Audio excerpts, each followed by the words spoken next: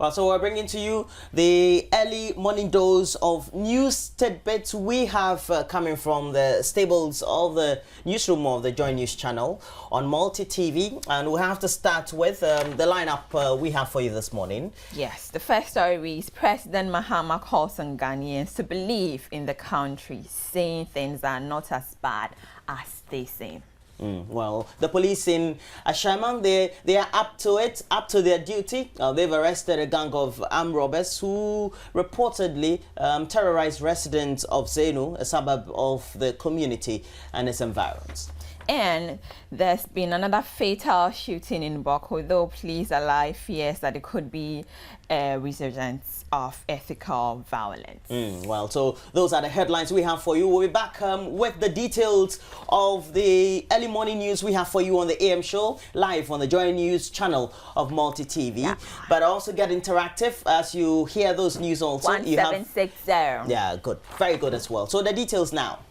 Moving straight to the news now, President John Dramani Mahama has made a passionate call to all Ghanaians to believe in Ghana, noting living conditions in the country are not bad as they have been portrayed. Speaking at the church service to commemorate the 125th anniversary of the Star of the Sea Catholic Church at Dansoman, the president said government had made significant gains in revamping the country's economy.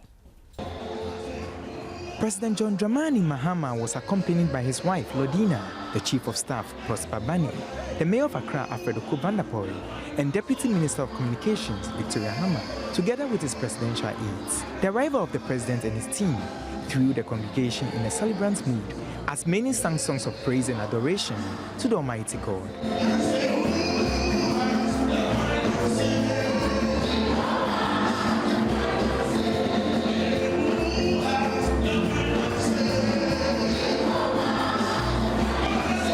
President John Dramani Mahama also joined in the singing and dancing.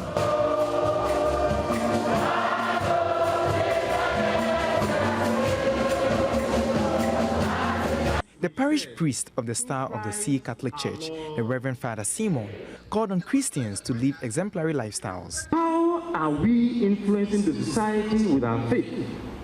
And what is our own contribution to the development of our families, our various communities, and our country?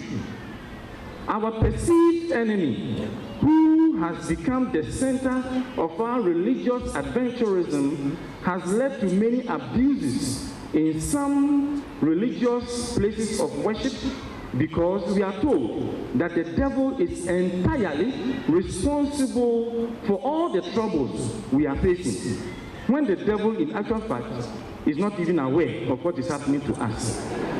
President Mahama pledged his commitment to avail himself to the growth of the country's economy. In the church, there are those who give up easily and just complain. But there are those who will stand up and work to make sure that the church becomes what God wants it to be.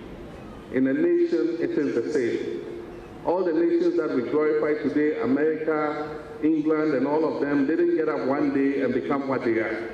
They went through exactly what we're going through. But if all of us believe that one day our nation can become as great as those other nations, God shall make it happen. He called on Ghanaians to believe in Ghana. God's sun is up for the people of Ghana. And we will only recognize that his sun is up for us, and we'll stop complaining, but that we will join hands together and believe that our country can be a better place. It will be a better place for us. It doesn't take only the president and his vision. No one man can change things. It takes the president working together with all the citizenry to be able to change things in any country. And so let us believe in the faith God has endeared us with, and let us continue to work so that we can see the better Ghana that we have promised. Special prayers were later said for the president and his wife.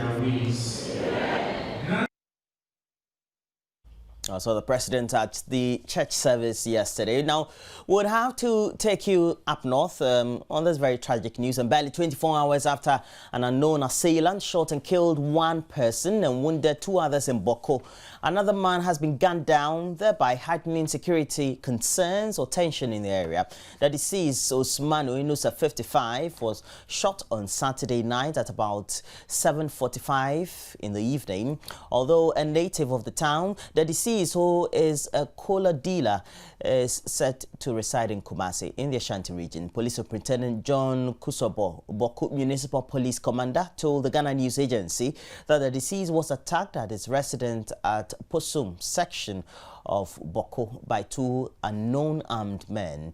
Superintendent Kusobo said the recent shooting incident could not be immediately linked to the ethnic conflict in the area, adding that investigations were ongoing to unravel the situation. Meanwhile, armed security personnel have stepped up their patrols in the area as tension mounts amidst speculations of possible retaliation from the victim's family and friends. The Ashaiman Divisional Police Command has arrested a gang of 8 suspected robbers believed to be behind robbery activities at Zenu and Lebanon, suburbs of Ashaiman in the Greater Accra region. The suspects, who have been on the police wanted list for the past 6 months, have so far been remanded by the Tema Circuit Courts. Chief Superintendent David Oklu, Ashaiman Divisional Police Commander, told the Ghana News Agency that the gang robbed several families in the area earlier this year and 2 of their victims sustained gunshot wounds. Chief Superintendent Oklu said upon a tip-off, a gang member was arrested and a mobile phone in his possession identified by his victim. Further investigations led to the arrest of the others. The 2 robbers also were arrested by the Odan Divisional Police at their hideout at Achim Akroso in the Eastern region. Moving straight to Takwa now, the Ministry of Communication, in collaboration with the Ghana Investment Fund for Electronic Communication, organized a day sensitization workshop on electromagnetic fields exposure and health at Takwa in the Western region. The workshop was aimed at educating the public on perceived health implications of radio frequency radiation from telecommunication towers. A report from Western Regional Correspondent William Benjamin Peters. The 21st century has witnessed an explosion in technologically sophisticated applications that rely on electricity for their function and produce electromagnetic fields. EM fields are now part of our daily life and are becoming more pervasive. With over 27 million mobile phone subscribers in Ghana and 11,911 masts scattered across various base stations in the country, there are worries that public health could be at risk. The public has raised doubts on the structural integrity of these masts, its impact on health, and expressed concern over the way they are haphazardly erected everywhere without consideration for the environment. Thus, the Ministry of Communications, in collaboration with the Ghana Investment Fund for Electronic Communications, GIFEC, has been holding a series of workshops on public education to deepen understanding on electromagnetic exposure and health. A representative for the Minister of Communications, Desmond Boateng, suggested a comprehensive public awareness campaign on the issue. We cannot avoid these technologies because they make our lives healthier, wealthier, and safer. They are a major contributors to the economic and social progress and enhance the quality of our lives. The mass therefore becomes a necessary evil. We may have to have it for you to do your text messages, for you to receive your calls, and all the wonderful things you do on your phone. Then the argument started when the mass were built, particularly in communities, as to how safe these mass are. Are they safe? This year, we have decided to also choose 3 district and municipal assemblies, and 3. We have already been to Obuasi, and then we are in Takwa. These 2 are mining towns and a lot of huge population and a lot of people, and I can see a lot of mass. We want to allay the fears of people in these 2 towns. The 3rd one will be Hohoe in the Volta region. Resource persons were drawn from the Radiation Protection Institute of Ghana, the Ghana Atomic Energy Commission, World Health Organization, Environmental Protection Agency, and the National Communications Authority. Participants were taught that telecommunications towers do not pose a significant health threat, and were encouraged to embrace telecommunications since it is the science of the future. Reports indicate that almost a month since the beginning of this academic year, many basic school pupils were yet to receive the full complement of their learning materials. The situation has compelled teachers of some of these schools to improvise to prevent academic work from being interrupted. But the Ministry of Education has promised that all the 22,000 basic schools across the country will receive their teaching and learning materials by the close of the month. It explained that the non-supply of the materials to the schools stemmed from the decision of the ministry to distribute the items to the schools directly rather than routing them through depots or warehouses for individual schools to go and collect them. The teaching and learning materials include textbooks, teachers' notebooks, and chalk. They are supposed to be distributed to 14,000 primary schools and 8,000 junior high schools.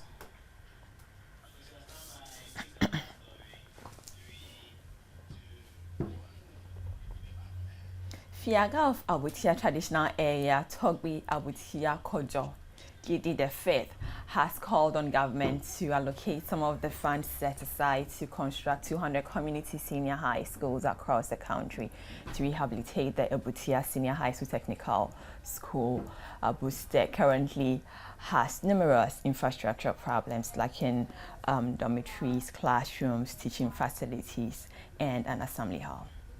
15th year celebration of his enthronement as Fiaga, Togbi Abutia Kojo Gidi V, threw the spotlight on the Abutia Senior High Technical School, Abustek. Teachers and students of Abustek have long bemoaned the deplorable condition of the school. The headmaster's office is used as a storeroom. Using it for official purposes is uncomfortable due to the unpleasant smell of the items. Togbi Abutia Kojo Gidi V observed that in today's global village, a child without an information communication technology (ICT) background will never be able to fit into society. He thus pleaded with government to furnish schools in the area with a computer laboratory. Abutia traditional area is the biggest traditional area in the whole West constituency, consisting of over 6 sub-communities. The Abutia Senior High Technical School is the only second cycle institution in the entire Abutia traditional area. Komla Ado's report for Joy News.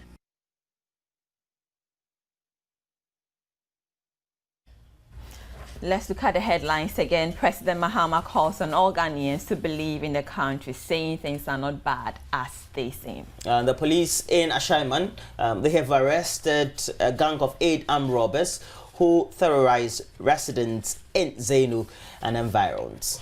And there's been another shooting, a fatal shooting in Bokodo. Police alive fears it could be a resurgence of ethnic violence. Please get interactive as we bring you a lot more details. Up next will be AM Booth, but would also be willing if you give us some of your comments on the subject we'll be looking at this morning, and we have the social network pages made available for you. 1760 is a short code. Up next is Sports Tuesday.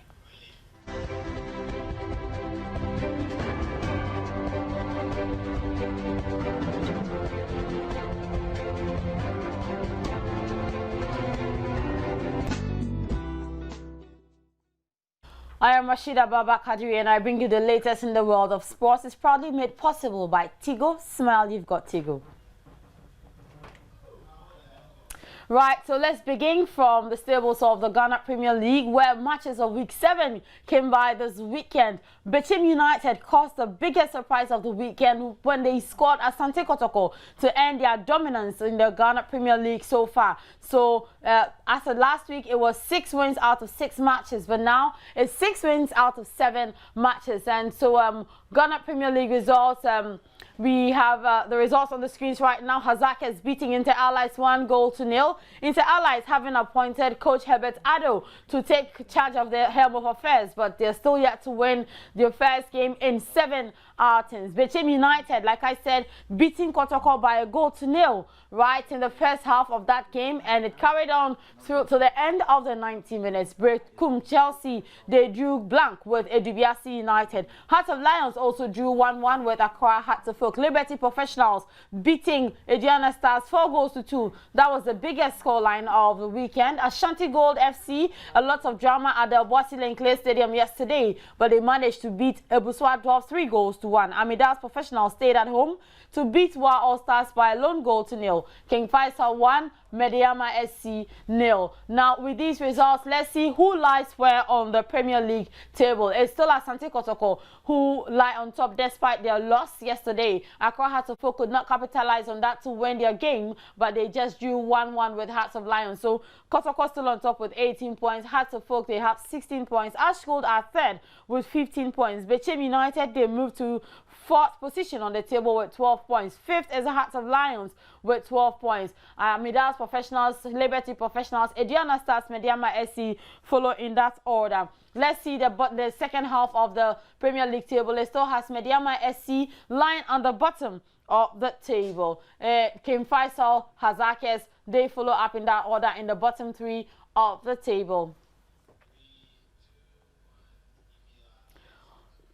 Away from that, let's go to England and see how Arsenal and Chelsea were able to win their games over the weekend, with Manchester United managing just a 1-1 draw with Southampton. The Hammers were eyeing another big scalp.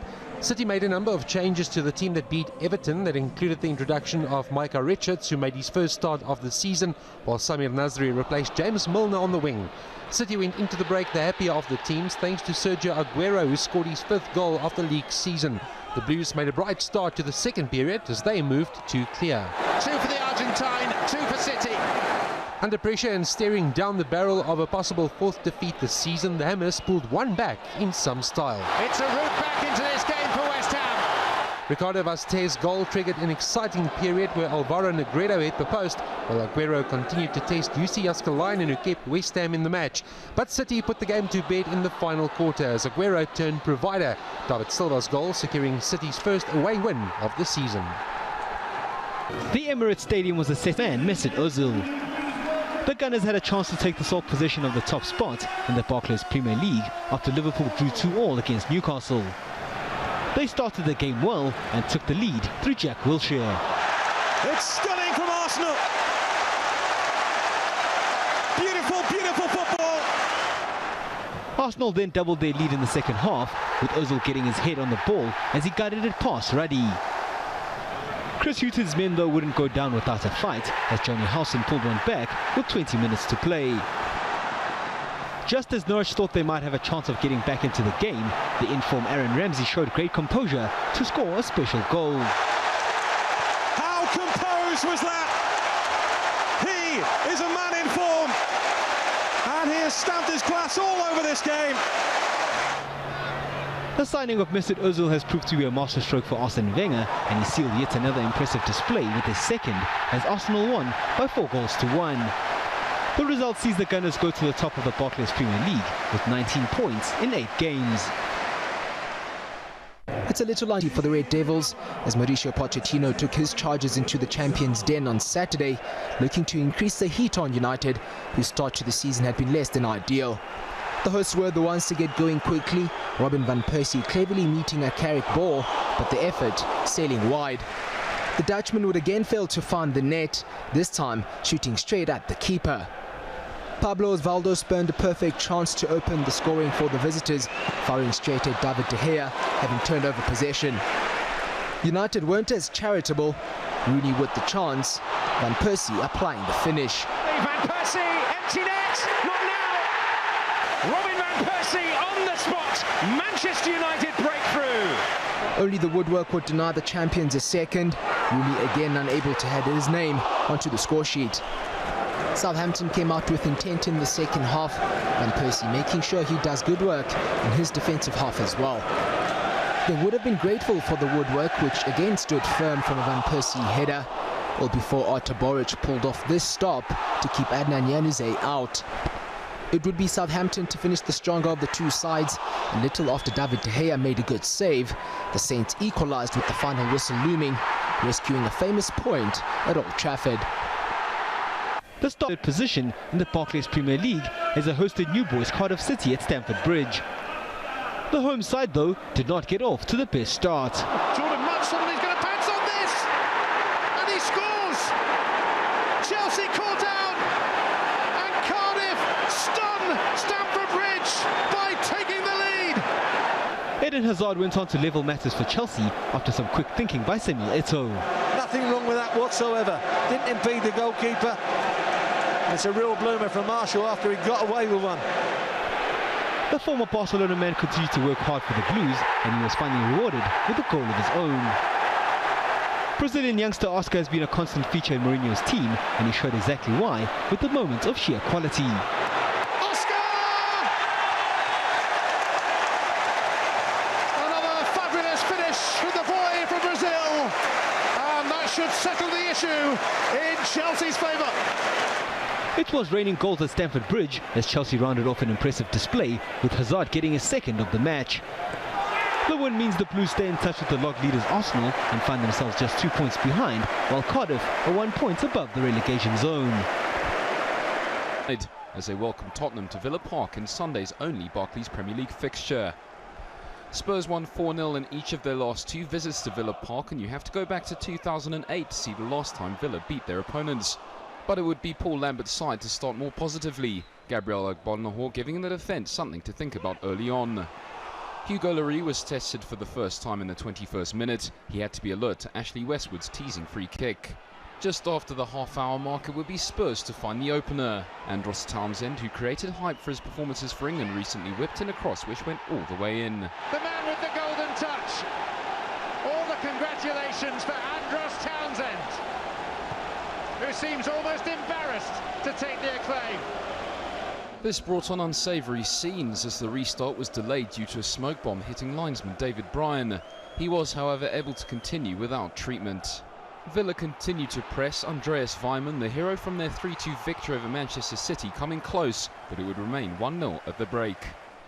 The hosts had Brad Guzan to thank for not conceding a second after the break, doing brilliantly to deny Paulinho. Christian Benteke, returning from injury, was brought on in their search for an equaliser, almost making an instant impact. After absorbing the pressure, Spurs found a second. Roberto Soldado linking well with Paulinho for Soldado to score his first goal from open play this season. Townsend proved to be a handful throughout the encounter, and he almost set up Paulinho, who couldn't provide the final touch. 2-0 was how it remained, extending their unbeaten. From the Villa Park in the English Premiership, let's travel to Spain and see what happened in the La Liga highlights. Remember, Barcelona drew with Osasuna, but Real Madrid, they kept on their winning streak. So let's see what happened in the La Liga over the weekend. Between the sides when they did battle on Sunday, it took just a minute for Sevilla to stun the home crowd into silence as Colombian Carlos Bacca hammered them into the lead. The visitors were certainly not in a giving mood, and they duly doubled their advantage, Alberto Moreno getting onto the score sheet with another strike from outside the area. Valladolid keeper Jamie was constantly bombarded as more great work by Bacca set up Diego Figueras, but he did well to deny the Portuguese fullback. The fullback's marauding runs were causing Valladolid's defence all sorts of problems as he missed a gilt-edged chance early in the second half. The home side called upon Angolan Manucho, and the former Manchester United frontman looked to be a nuisance as he dominated the aerial battles. The lanky goal-getter did get his name onto the score sheet as he nodded home a Carlos Pena cross to pull one back for the hosts. And with their confidence soaring with the game reaching its conclusion, they spectacularly levelled matters.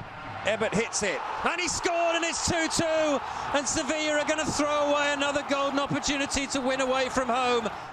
2-2 is how things ended in what essentially was a game of two contrasting halves, as Sevilla's winless run on the road extends to over a year.